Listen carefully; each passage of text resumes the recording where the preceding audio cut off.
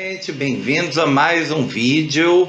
Hoje eu vou começar os fenômenos ondulatórios. A gente vai falar aí de vários, de uns 8 pelo menos.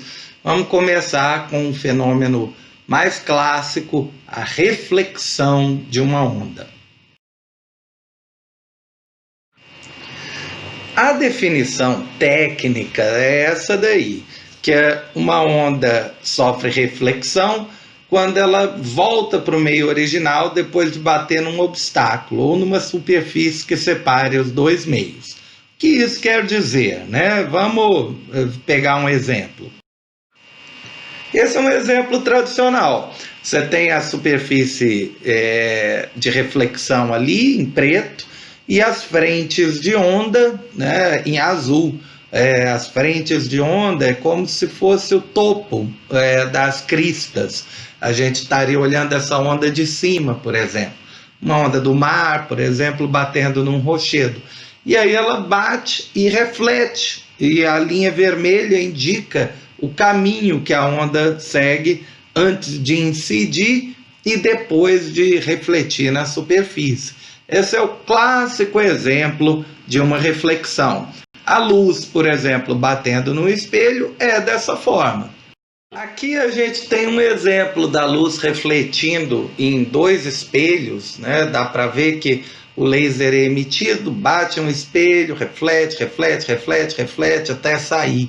Bem interessante aí essa imagem.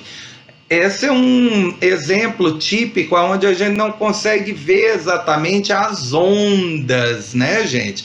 A gente só vê o resultado, esse zigue-zague aí do laser ao se refletir.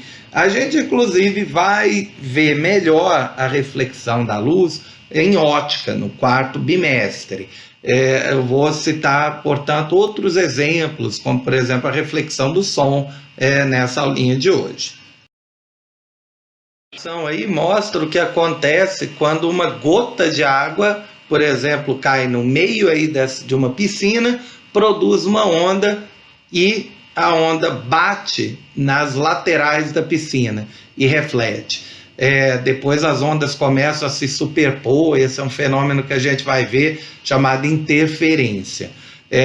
Há vários exemplos de ondas refletindo. Voltando então para a definição de reflexão, a gente pode falar o que acontece com as grandezas principais, a frequência, a velocidade e o comprimento de onda. Nenhuma delas muda. Vamos ver na figura por quê. Nessa figurinha de novo aí que mostra, por exemplo, a reflexão da luz em um espelho. Repara que a distância entre as linhas azuis permanece a mesma antes e depois da reflexão. Essa distância é o comprimento de onda. E a velocidade da onda também não se altera. Por quê?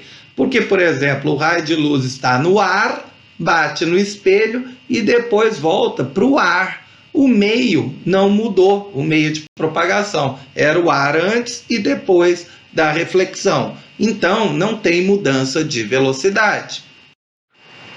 E se velocidade não muda e comprimento de onda não muda, a frequência também tem que permanecer a mesma.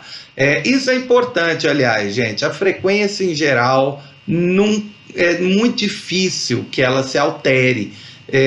Praticamente o único fenômeno que a gente vai ver mais para frente que tem uma alteração da frequência é o efeito Doppler. Mas na reflexão, refração, difração, interferência, os fenômenos que a gente está vendo agora, não tem alteração da frequência. Porque a frequência é a característica própria da onda. Uma vez emitida, ela mantém essa frequência. Agora, uma coisa pode mudar, que é a amplitude, A onda pode voltar mais fraca, porque tem uma perda de energia. E também um outro conceito chamado fase também pode se alterar. Vou mostrar isso em uma animação para você entender. Aqui a gente tem uma onda se propagando, por exemplo, numa corda. Ela bate num extremo fixo, tipo uma parede ou uma pessoa segurando, E repara que ela volta invertida, né? Ela vai uma crista, bate e volta um vale. Vai uma crista, bate, volta um vale. Isso ocorre todas as vezes que você tem uma onda numa corda e o extremo onde ela está presa está fixo. Tá? Aí inverte a fase. Inverter a fase significa uma crista se transforma em um vale. Obviamente, se fosse um vale, ele se transformaria em uma crista. Se o extremo é móvel, é diferente. Ó. Repara agora que o extremo da corda pode se mover. Aí, como ele pode se mover, aliás, né, o extremo até se move exageradamente nessa animação, ele produz a mesma onda que bateu. Ou seja, se vem uma crista, volta uma crista. Então, se o extremo é móvel, não tem inversão de fase. Tá? A crista vira um vale, ou seja, inverte a fase, se o extremo é fixo. Para extremos móveis, a crista continua crista e um vale continua um vale. Aqui nós temos uma comparação. Ó. A onda de cima está batendo num extremo fixo. Repara, ele não se mexe. A inversão ocorre por conta da ação e reação. A onda empurra a haste para cima, a haste a empurra para baixo. Em compensação, na segunda onda, embaixo, dá para ver que o extremo pode se mover. Aí ela volta sem a inversão de fase. O exemplo mais importante, tirando, claro, né, a reflexão da luz, o exemplo mais importante da reflexão é o eco, a reflexão sonora. Você tem aí uma caixa de som que está emitindo ondas sonoras, obviamente. Essas ondas batem na parede, né? Wave significa onda. E aí temos a onda refletida, reflected wave, né? Que está em rosa, retornando, por exemplo, para a caixa de som. Se a parede estiver bastante afastada, entre o tempo de ir e voltar, pode-se passar um tempo razoável, né, entre a onda ser emitida e captada de volta. É nessas situações que a gente ouve o eco. Então, me desculpe aí só colocar em inglês, gente, mas é porque às vezes a gente não consegue encontrar essas animações em português, tá? Então, por exemplo, o garoto fala, a onda bate no obstáculo e retorna para ele. Quanto maior for a distância até o objeto, maior o tempo que vai ser gasto para a onda ir e retornar.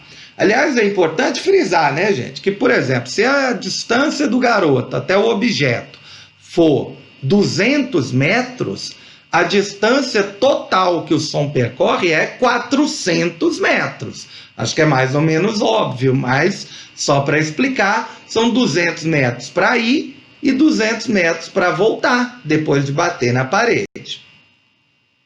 A gente precisa estar um pouco afastado do obstáculo para conseguir perceber o eco. Se você gritar contra uma parede que está a 1 metro de distância, o som bate e volta tão rápido que o seu ouvido não consegue diferenciar o som que você emitiu do que refletiu. Agora, se você tiver pelo menos 17 metros, o som vai ter que percorrer 34 metros para ir e voltar. Isso dá mais ou menos 1/10 de segundo de tempo, algo como tá? Mas já é suficiente para você perceber que você falou e de que você recebeu o som de volta.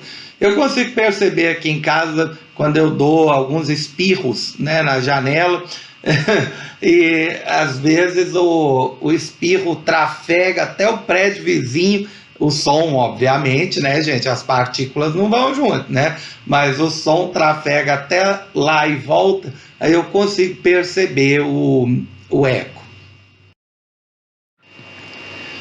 Quando a gente está em uma garagem ou numa sala grande, aí o fenômeno já é um pouco diferente. Existe reflexão do som, por exemplo, o som aí é emitido por esse megafone e reflete nas paredes, no teto e volta para a pessoa. Aí, só que nesses casos, a gente não fala que tem um eco, a gente fala que o som reverberou no ambiente. Então a pessoa fala e o som não acaba subitamente. Por exemplo, ela fala um ah, e aí os outros escutam ah. O eco não. O eco você fala ah, e aí você escuta né? Bem separado. Na reverberação não, o som só se alonga, porque o tempo para o som bater nas paredes e voltar é pequeno, então o ouvido capta só como uma extensão do som original. A regra prática é que se a distância percorrida, a distância entre a emissão do som e o obstáculo foi inferior a 17 metros, você não tem eco, você tem reverberação do som.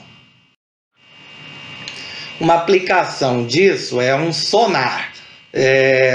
Um sonar é basicamente um microfone e uma caixa de som, só que adaptados para funcionar dentro d'água.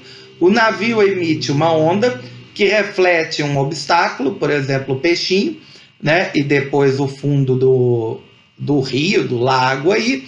E repare, né? Tem duas ondas refletidas que chegam, né, atrasadas ali no sonar. Aí é possível, né, o microfone do sonar captar a diferença de tempo entre a emissão do som e o som refletido, e aí determinar a que profundidade está o peixe, a que profundidade está o fundo do mar e, né, outros objetos. Um exemplo muito importante de aplicação do eco é a ultrassonografia. O nome já está na cara, né, gente? Ultrassonografia, ultrassom. Utiliza-se um som de alta frequência, que a gente não consegue ouvir, mas ele existe. É colocado, a ultrassonografia, ela não é usada só para verificar o estado do feto, o sexo, né, do bebê no corpo da mãe. Ela pode ser usada, por exemplo, para verificar o funcionamento do coração, o estado do fígado, de algum outro tecido do corpo, algum outro órgão. Tem diversas aplicações em medicina. O princípio é esse: você tem o transdutor, tá? Que é o aparelhinho que é encostado no corpo da mãe. Esse transdutor, na verdade, é uma caixinha de som. Ele emite o ultrassom que bate no corpo do bebê e retorna. Pelo tempo de ida e volta, um software vai criando, por exemplo, uma imagem a partir desse tempo de ida e retorno do ultrassom. Então por hoje tá bom, né, gente? Beleza. Grande abraço para todos. Beijo.